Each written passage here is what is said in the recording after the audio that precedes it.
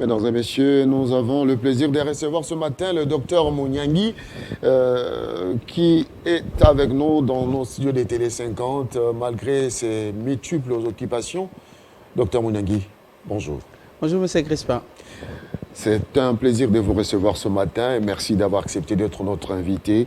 Docteur Mouniangui, beaucoup de gens se posent la question comment avancent vos recherches? Merci beaucoup, monsieur Crispin. Merci à la Télé 50. Le plaisir est partagé de venir encore sur ces plateaux de Télé 50 pour qu'on puisse un peu parler de tout ce que nous sommes en train de faire.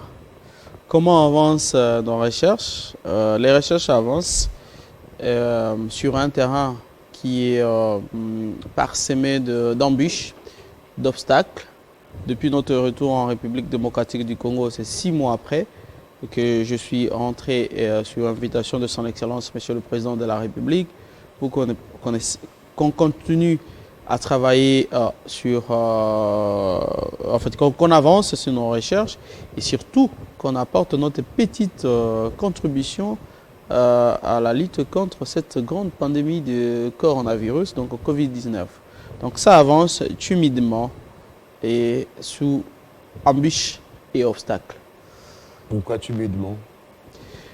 Timidement parce que nous n'avons pas encore vraiment matérialisé notre plan de développement des recherches.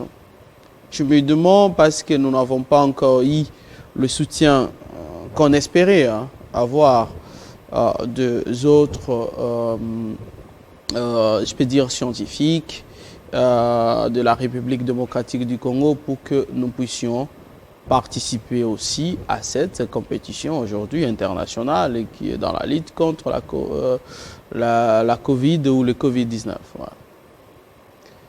Jérôme Mouniangui s'est plaint de la collaboration des autres.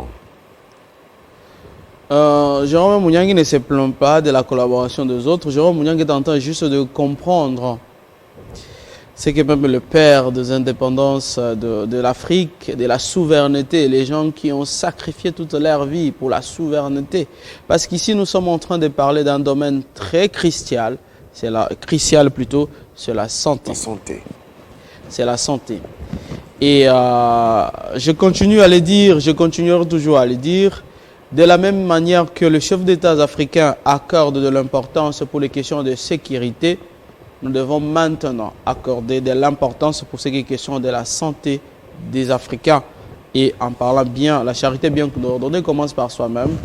Accorder bien de l'importance à la santé des Congolais. Donc, nous touchons à un domaine très capital qui, non seulement, ça demande la souveraineté nationale, ou je peux dire notre indépendance sanitaire, mais ça va aussi, si nous sommes souverains, ça va aussi empiéter sur les intérêts des uns des autres qui ont trouvé que la RDC, vu sa démographie, la RDC, sa population, ce n'est qu'un marché pour revendre leurs produits de santé.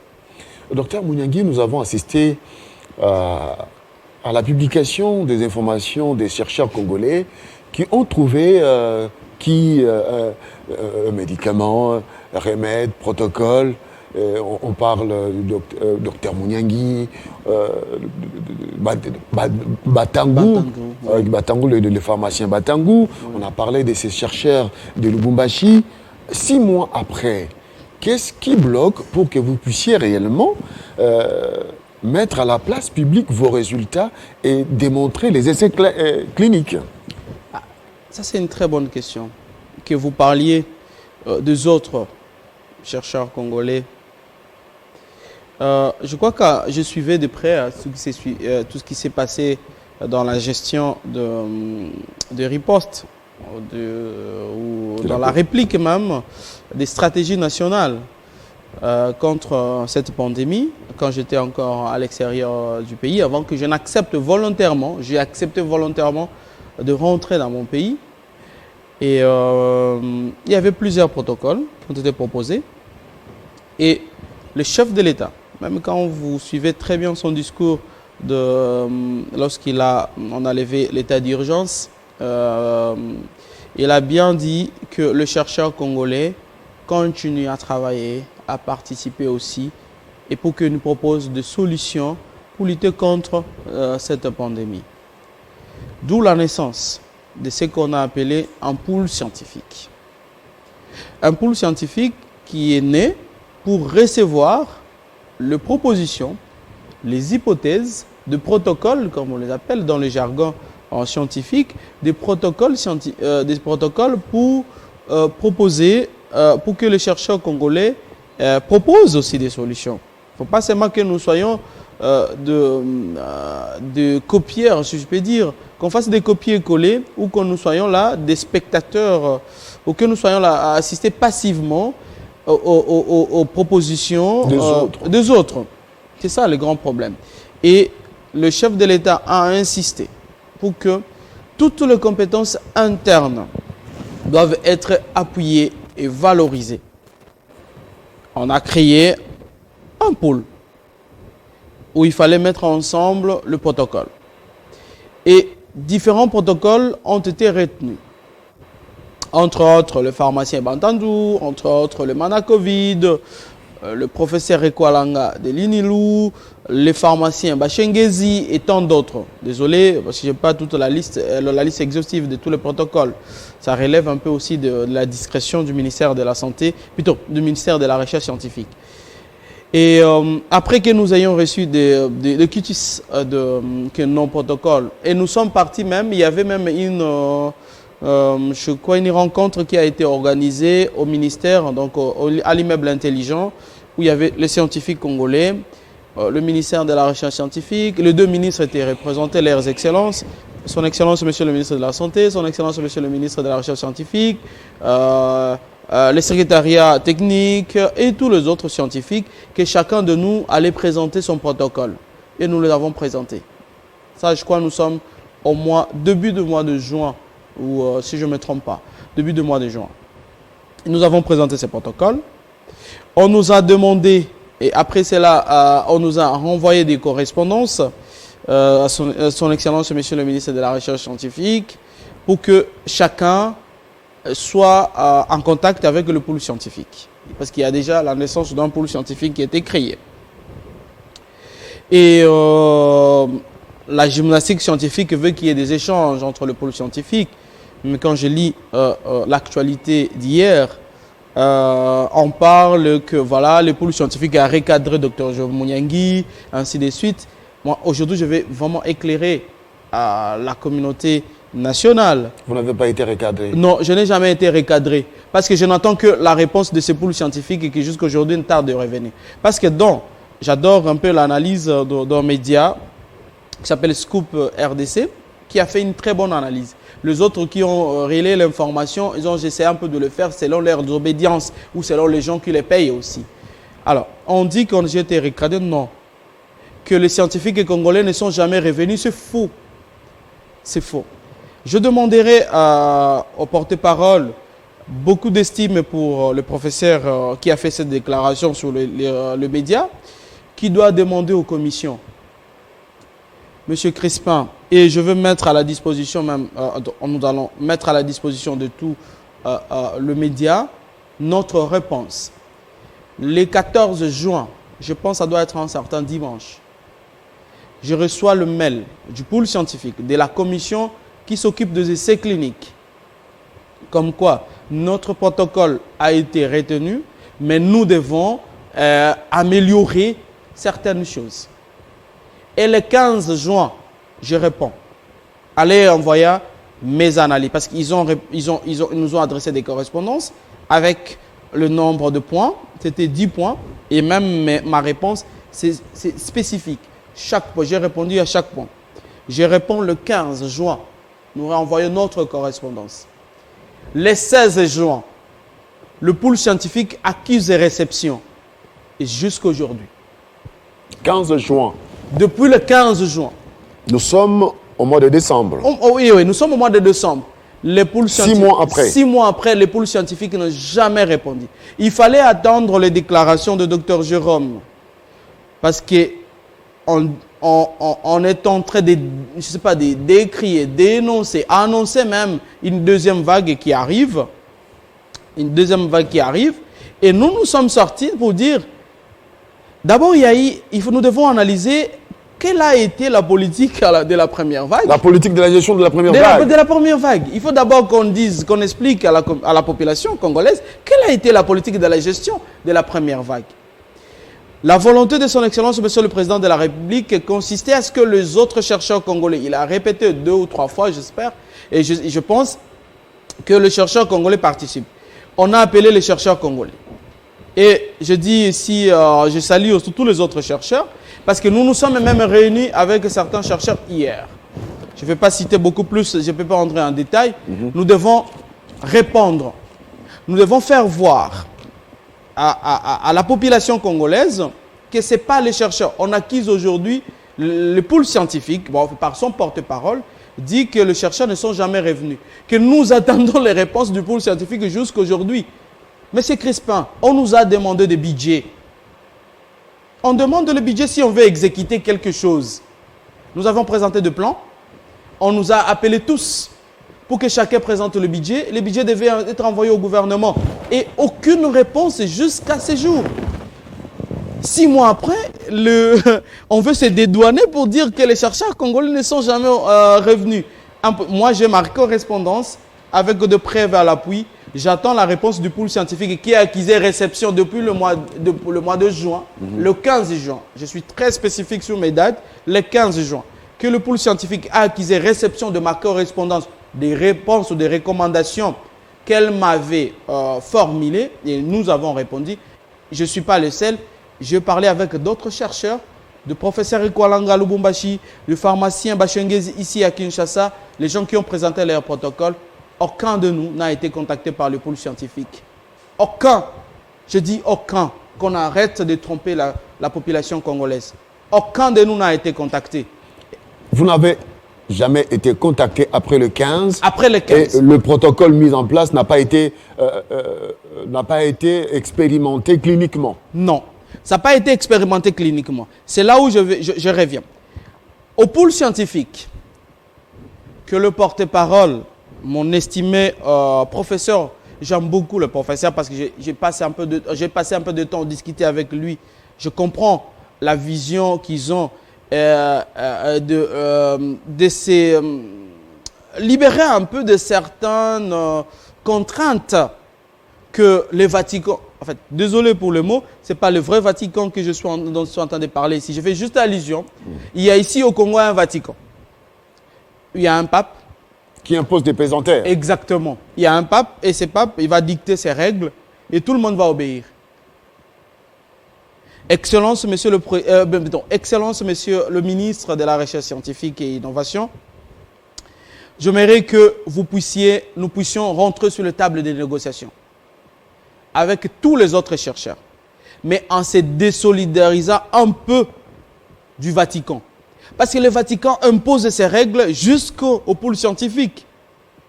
Personne, je dis personne n'a été contacté par le pôle scientifique après.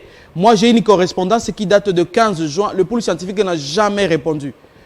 Que le porte-parole me brandisse une correspondance du 15 juin, depuis le 15 juin, jusqu'à s'est réveillé après nos déclarations. Alors, qu'avez-vous fait depuis tout ce temps? Ça, c'est très important. Merci, M. Crispin. Qu'est-ce que nous avons fait? Lorsque nous avions constaté qu'il y avait un silence radio du côté du pôle scientifique, nous n'avons pas croisé le bras. Parce que nous sommes face à une urgence. Nous sommes face à cette volonté de participer, de contribuer, de proposer à l'État congolais pour que nous puissions soulager. Au moment où nous sommes en train de tergiverser, nous sommes en train de chercher à nous dédouaner, mais c'est la population qui souffre. La maladie continue sa propagation. Nous avons travaillé. Le professeur Ekwalanga a travaillé. Avec ses fonds propres, chacun de nous s'est débrouillé pour continuer à avancer. Le pharmacien Bachengezi a travaillé. Je pense que Manacovid, Batangu, tout le monde a continué à travailler.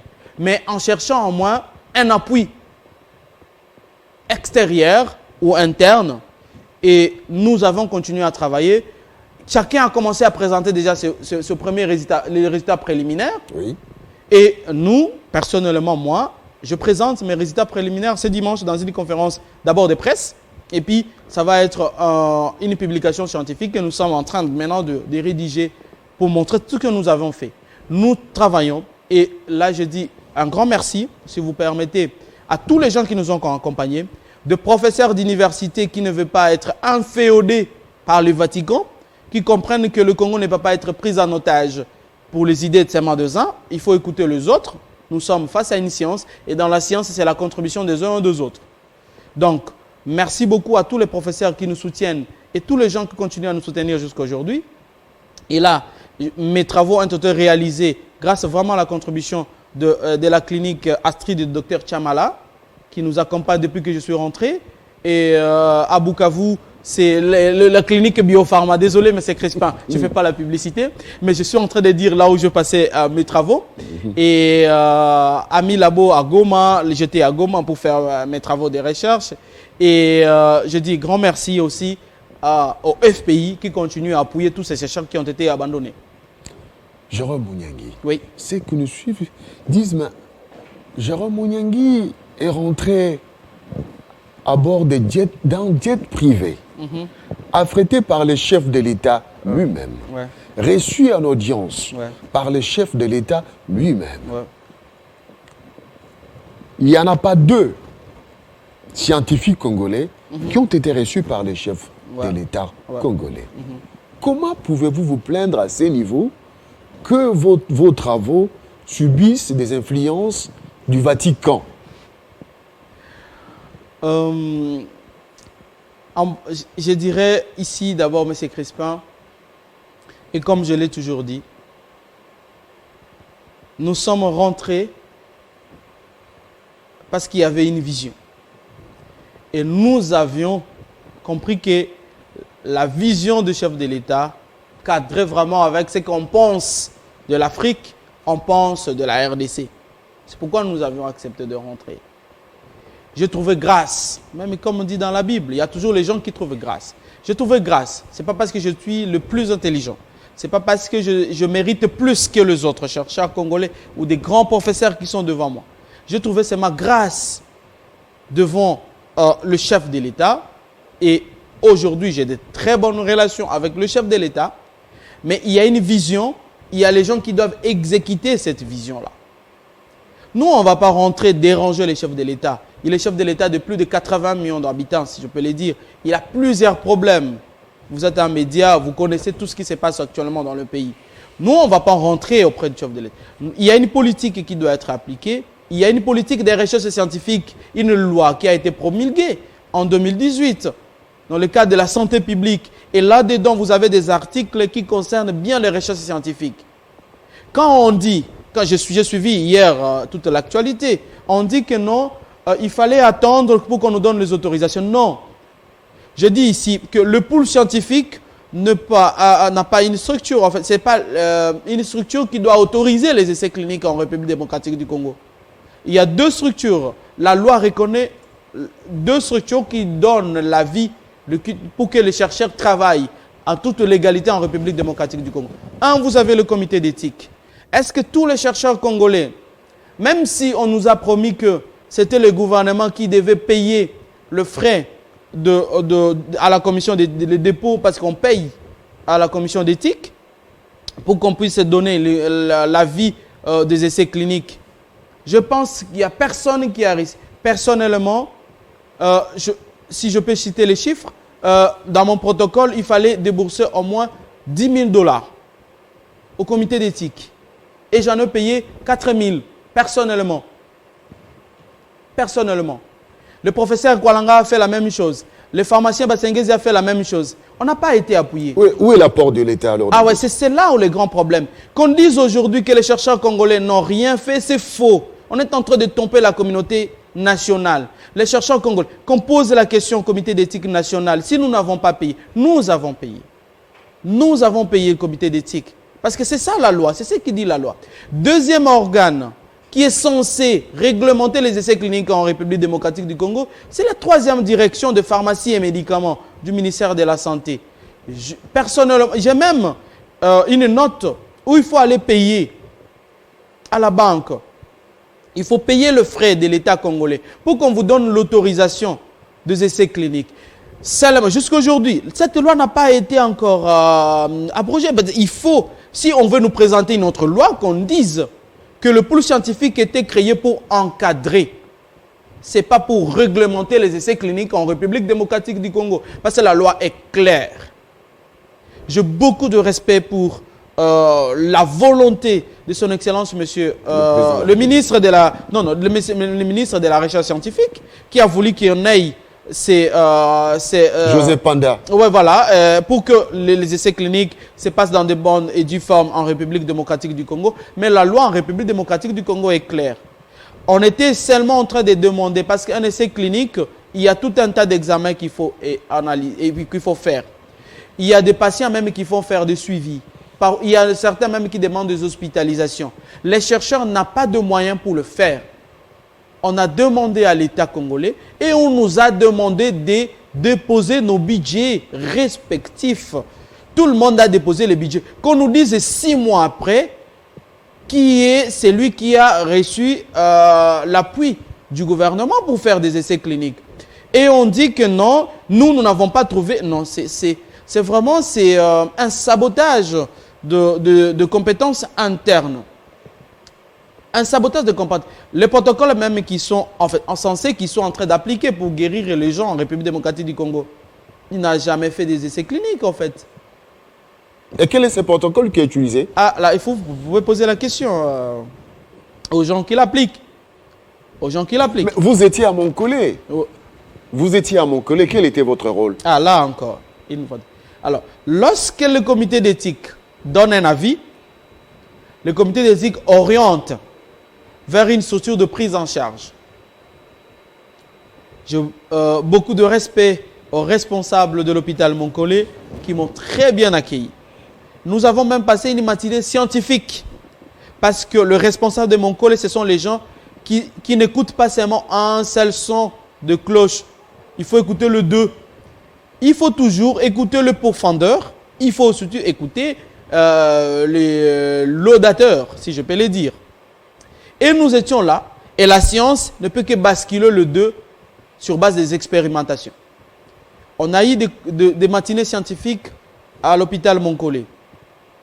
Et l'hôpital Montcollet a dit, il y a peu de maladies, même pas appuyé même. Il y a pas de, parce que tout était centralisé. Même les diagnostics. Pour que je puisse poser les diagnostics de quelqu'un de Covid, je dois passer quelque part. En fait, je cite l'INRB. On devait tous passer par l'INRB. Mais dans un pays continent comme le nôtre, c'était impossible que nous serions tous concentrés, que le diagnostic soit concentré à un seul endroit. Ce qui a fait à ce qu'on croyait qu'il n'y avait pas coronavirus qui circulait. Le coronavirus continuait à circuler parce qu'il y avait d'abord, il n'y avait pas de réactifs. À un moment, même l'INRB était en rupture de stock de réactifs. Il n'y avait pas de réactifs. Je vous jure, ici, on a passé des mois où il n'y avait pas de réactifs pour poser les diagnostics. Mais le coronavirus continuait sa propagation. Et tous, on devait envoyer nos échantillons à l'INRB, ce qui était impossible. Montcollet n'avait même pas de réactifs, même s'il y avait des outils pour poser les diagnostics, mais il n'y avait pas de réactifs pour les faire. Et quand on demandait à l'INRB d'envoyer les réactifs ou même les techniciens pour valider les résultats qui vont se passer dans notre centre, il y avait toujours un problème. C'est ça la vérité. On doit dire la vérité. Il y avait toujours un problème. Ce qui fait que les autres, on était bloqués. Les diagnostics qu'on pouvait poser, on va vous dire que ce n'était pas Covid. Que ce n'était pas Covid, vous vous êtes arrangés seulement entre vous. Mais il fallait seulement tous qu'on passe là-bas. Donc, j'étais à Montcollet, il y a eu des difficultés. Il n'y avait pas de réactifs, c'est le gouvernement qui devait appuyer. Ce n'est pas à moi d'aller chercher les réactifs pour les laboratoires. Ce n'était pas à moi, Jérôme, de poser les diagnostics. Moi, je mets seulement un protocole et les autres posent les diagnostics et même les autres font un suivi. font un suivi. Il y a aussi un autre point qui a été soulevé. On dit que nous sommes des promoteurs, nous voulons seulement vendre nos produits. C'est faux. C'est faux. La loi ou la réglementation des essais cliniques, il y a un promoteur, il y a un investigateur et qui va se choisir le collaborateur. On fait la recherche scientifique en équipe. Et il y a même un moment où le pôle scientifique doit être clair. On nous avait imposé, on voulait nous imposer à tous les autres protocoles congolais que nos essais cliniques soient dirigés seulement par une équipe qui sera choisie pour cela. C'est que les autres chercheurs avaient dit non. Ça, c'est une insulte aux chercheurs.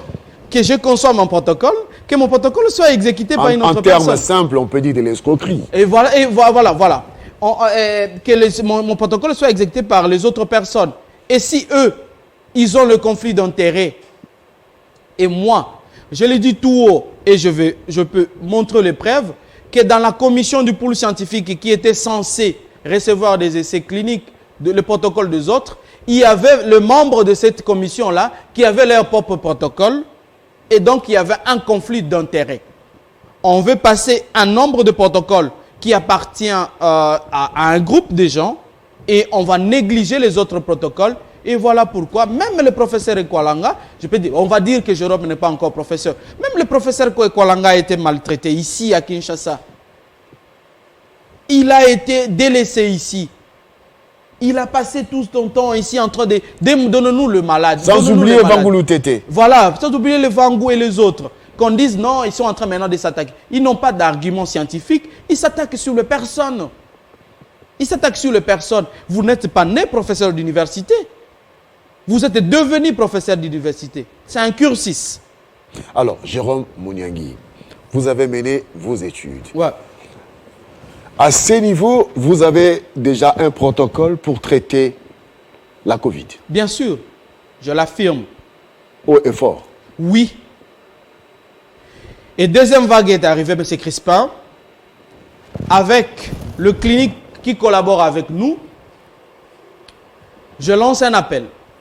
Vous avez un cas de Covid. Parce qu'aujourd'hui, on diagnostique beaucoup de cas de Covid et les gens qui vont voyager. Ce n'est pas dans la routine ou ce n'est pas dans la politique de faire des diagnostics en masse. On devait faire des diagnostics en masse. Même si quand on dit deuxième vague, c'est parce qu'on vient maintenant commencer à diagnostiquer. Parce qu'ils ont mis des tests seulement pour les voyageurs. C'est lorsqu'on veut faire des tests pour les voyageurs qu'on détecte qu'il y a les gens de Covid, on dit qu'il y a deuxième vague. Il y avait toujours le corona. On n'a jamais sorti du corona. Le corona circulait toujours. Mes rapports de Goma, de Bukavu, affirment, et j'ai trouvé, si vous faites des tests pour un nombre de personnes, vous allez trouver qu'il y a des coronas qui circulent entre eux. Donc, aujourd'hui, j'ai lancé un message aux gens qui veulent expérimenter nos protocoles. Ils doivent venir vers les cliniques qui nous ont ouvert les portes. Parce que nous sommes dans toute légalité pour conduire nos essais cliniques en République démocratique du Congo. Personnellement, si les gens veulent voir où je travaille, venez à la clinique de Dr Chamala, vous allez nous trouver et nous allons appliquer notre protocole. Et maintenant, nous allons voir si vous allez sortir de votre corona ou pas. C'est Dieu qui guérit et nous posons en fait notre protocole, nous proposons notre protocole. Qu'est-ce que vous risquez en prenant cette décision? Nous risquons une chose, comme toujours, lorsque vous apportez une opinion. Notre vision, ce n'est pas seulement Covid. Notre vision, c'est la médecine de demain. La médecine de la République démocratique du Congo. Notre indépendance.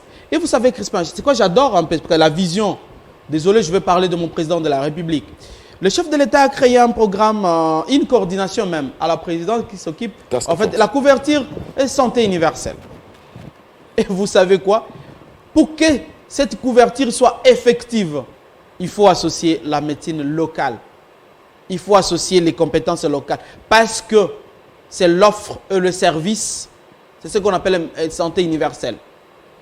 Nous n'allons pas continuer que nous allons faire des programmes de couverture santé universelle avec l'aide extérieure. Impossible. D'où la vision du chef de l'État qu'on encadre les compétences internes. Mais il y a des conservateurs qui se disent que non, les compétences internes pour que même vous soyez nommé assistant dans une faculté de médecine, par exemple ici, pour que même vous soyez à côté d'un professeur. Soit vous êtes de sa tribu, soit vous êtes de son cousin, soit vous êtes son neveu, soit vous êtes son fils. Nous sommes dans la politique, là. Ah oui, en fait c'est ça la réalité. C'est ça la réalité dans l'enseignement supérieur. C'est ça même la réalité qui se passe dans nos milieux de recherche, au milieu même de nos milieux académiques.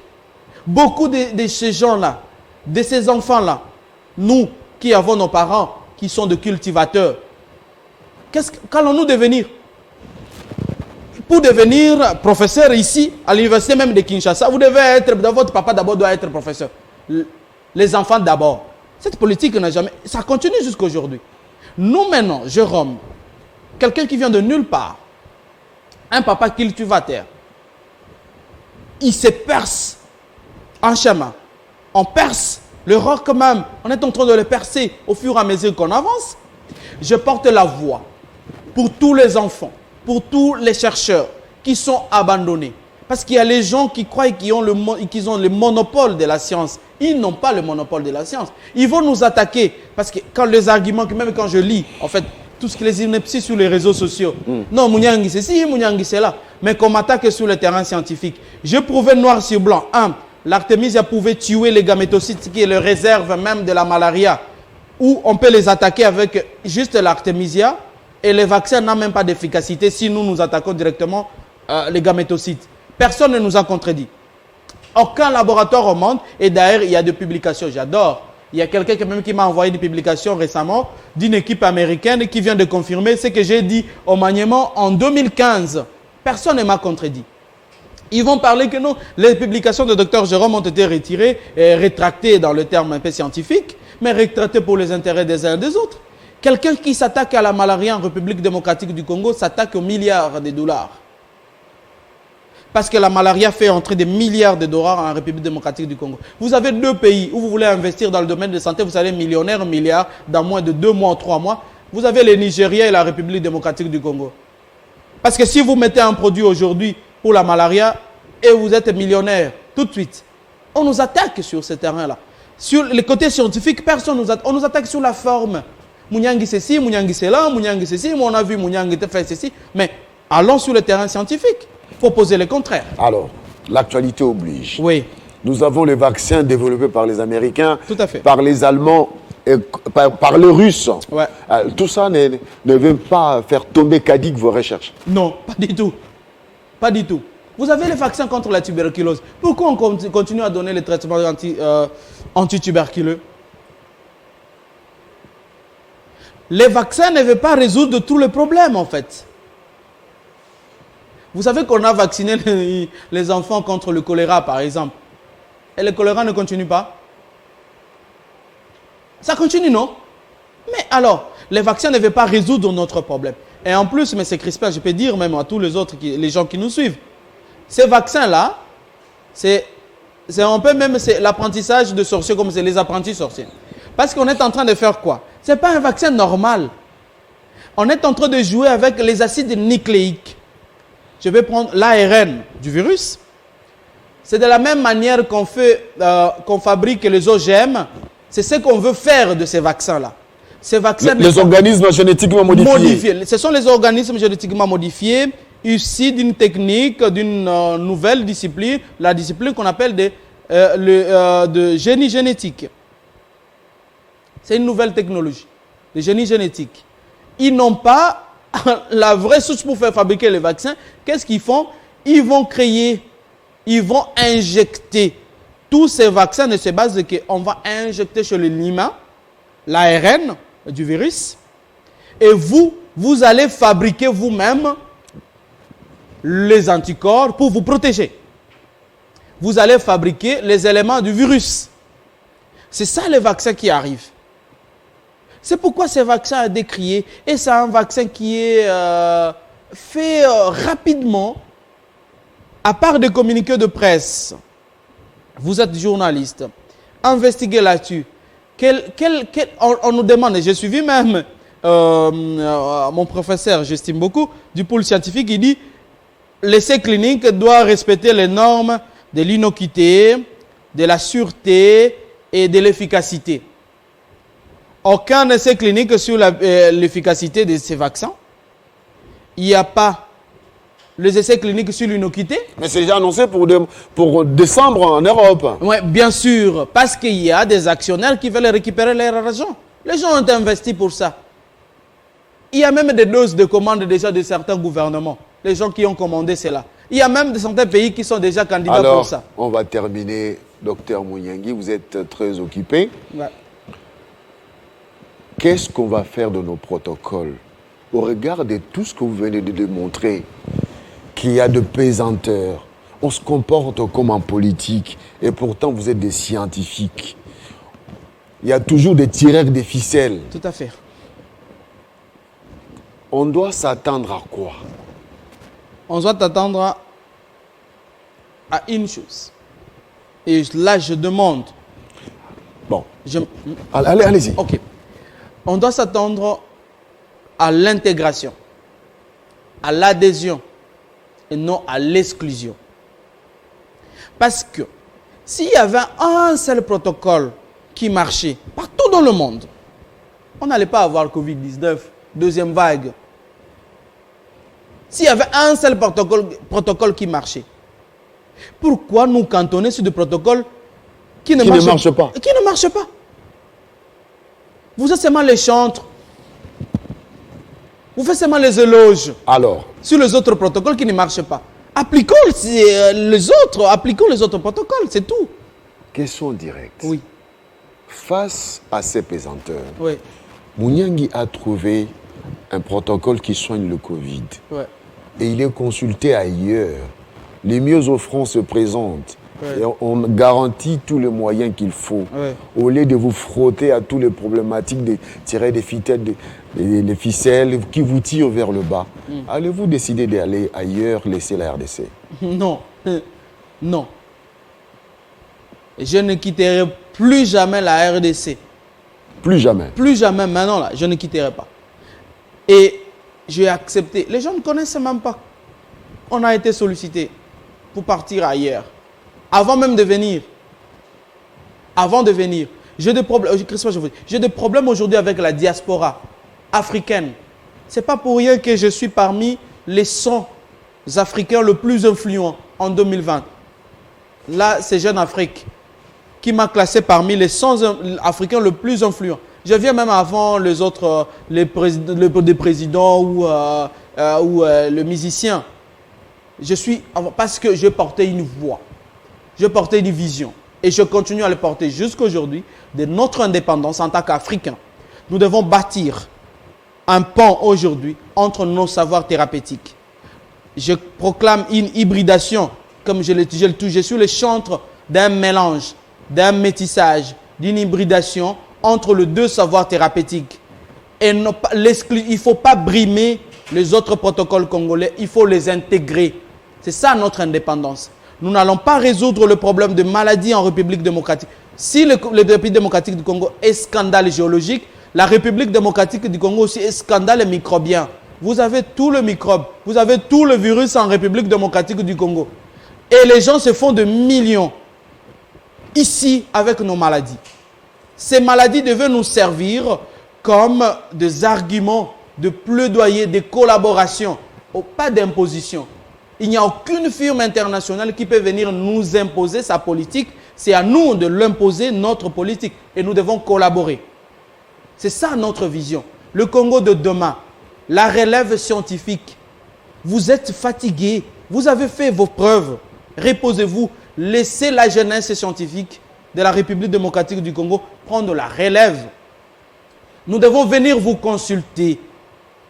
Au lieu de nous brimer, au lieu de nous arrêter, au lieu de nous critiquer, vous passez le temps à envoyer les gens sur les réseaux sociaux pour critiquer. Donc, maintenant là, nous devons faire face à cette pandémie avec aussi des compétences internes. Jérôme Oui. Mouniangui. Oui. Merci. Merci, M. Crispin.